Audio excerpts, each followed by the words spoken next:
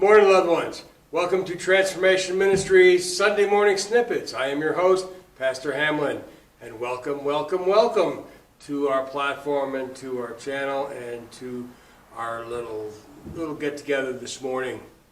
Have you heard about this great new devotional book that came out here recently? And it's like the one of the top sellers on New York Times. It's like in the top 10. And one of the prayers in it says, God, help me hate white people. And that's a bestseller. Anything with that in it is a bestseller. Really? This is a person who professes to be a Christian saying this in a Christian devotional book. Really? I'm not going to say her name. I'm not going to give the name of the book. But suffice it to say, this is not right. I listened to an analysis of it, line by line analysis by Pastor Mike Winger. I will mention his name because I'm going to put a link to that video in the description below, so you can go check it out yourself. Check out the analysis of it. He does it's pretty lengthy. It's a line by line analysis of this prayer that this woman did. I can't describe it any other way than hateful. And when I first heard it, I thought, no, that can't be. That's just the right wing news going nuts. Then I started hearing it more and more. Then I got the link to Pastor Winger's analysis of it and said, wow, this is actually a real thing. The New York, somebody actually let this through. Some publisher actually let this be published. This is hate. This is pure hate, and she says it too. Let me hate white people.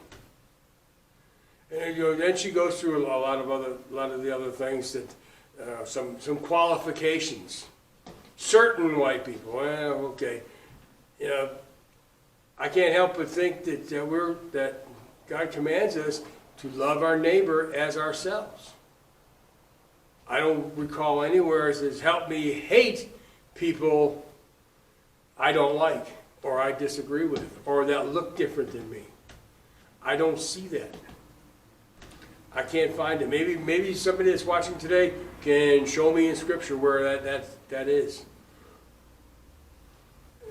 Pastor Winger does a good job of doing that. She does reference, doesn't specifically reference Scripture, but she does talk about things that are in Scripture about hating sin, hating sinners, hating workers of iniquity. That's different than saying, I want to hate white people, or I want to hate whatever people. It doesn't matter. The idea is that she wants to hate people based on this. The amount of melanin in my skin. I'm sure I'm one of the people that she wants to hate. I have no doubt. But I really don't care. I love her anyway. I love her in God's. She can come to me and say, I'm an evil person because of the color of my skin. I say, okay, fine. If that's what you want to believe, go ahead. God knows otherwise. God knows my heart. She doesn't. She doesn't even know me. She doesn't know you either, probably. She doesn't know half the people that she says she wants to hate. All she knows is that they look like me. They got the same skin tone as I do. Oh well, and that's really prevalent today. We see that in the critical race theory. We see that in government today. Wow, I heard a while ago. I live on a farm, but that they were going to give farm subsidies, but not to white farmers. Excuse me? You're gonna give out help based on skin color? And in California, they're doing the same thing. They're gonna give help to small business owners, but not white ones. Where are we going? I grew up in that kind of environment. Obviously, it was switched. You know, it was blacks. It was blacks that would say, "I don't want to be around blacks." You know, I grew up at the end of the lunch counter, or I was born at the end of the lunch counter era, where there was actually segregated lunch counters, segregated entrances to the movies, segregated, and now we're going back to that. Is that what the Bible tells us to do? Is that what God tells us to do? No, no, no, no, no, no. God tells us to break down those barriers, to welcome those who are different than us, that look different. Now, because the outside doesn't matter, it's the inside.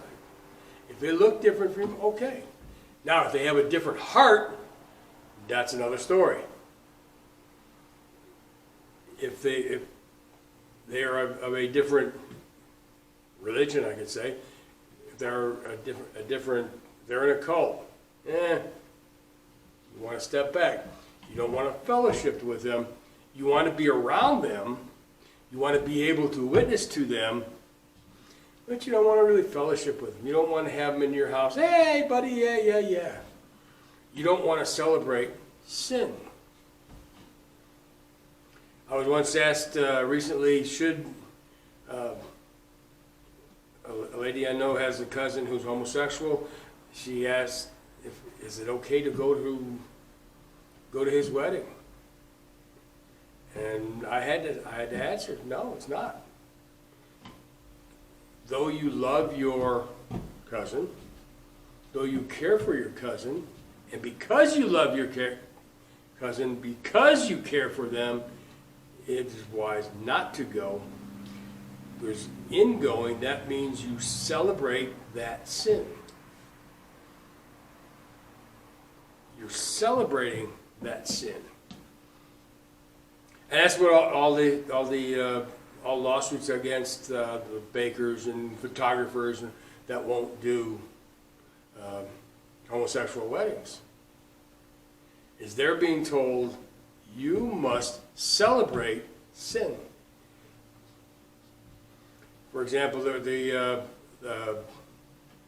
baker in Oregon, I'm not sure if it was Portland or not, but it was in Oregon, that they were a couple, a lesbian couple, went to them and wanted them to do their wedding cake. They were longtime customers. They had been going there for a long time for all kinds of baked goods, cookies, cakes, cupcakes, whatever it happened to be, and they had no problem. They had no problem. But they, and the baker obviously was a Christian, is a Christian. They had to say, I can't do this. I can't do this one for you. I kind of half followed the case, and one of the big arguments is that they were discriminatory, that they were discriminated against lesbians or homosexuals because they're homosexual. These were long-time customers. They've been going there for years, and one time they got told, "Sorry, I can't do this one. I can't celebrate this sin. I can celebrate an anniversary. I can celebrate a birthday. I can celebrate New Year's. I can celebrate the 4th of July, and Independence Day, if anybody's watching that's not United States. I can celebrate Memorial Day. I can celebrate Thanksgiving. I can celebrate Resurrection Weekend. I can celebrate all kinds of stuff. I just can't celebrate sin. Now, that I talked about last week, that is going to put you in really, really hot water. Could put you in really, really hot water. to the point that you possibly could go to jail. Oh well, I'm sorry. But getting back to this devotional, find out who it is. Look it up. Look up the listen to the analysis by Pastor Winger. Find out who it is, and don't buy it. Don't buy it. Encourage family and friends. Don't buy it. This is not good, especially if you're a Christian. If you're a Christian, you should stay miles away from this. If you're a Christian, you should tell other people to stay miles away from it. And if your church has a bookstore and it's selling that, you should tell your pastor, tell the director, whoever's running the bookstore, get rid of that. And if you have a local bookstore, local Christian bookstore, ask them, request that this be taken off the shelves. Write Amazon. This needs to be off the shelves. This is hate. If they're looking to cancel hate speech, this is it. And it's not even a presumption. She's saying, help me hate people based on the color of their skin. So I'm going to end there because I was hoping I'm going to be a lot shorter than the last couple of weeks. But we're going to wrap it up there. We got to get ready for service here in a minute. We got about an hour before service starts. So I'll wrap things up and let you go get to your service. And I would hope that you tune in or come to church. I know this won't be published before this week's, but it will be published before next week's service. So, with that, I will let you go. You're dismissed. Thank you. Serve each other and serve your King.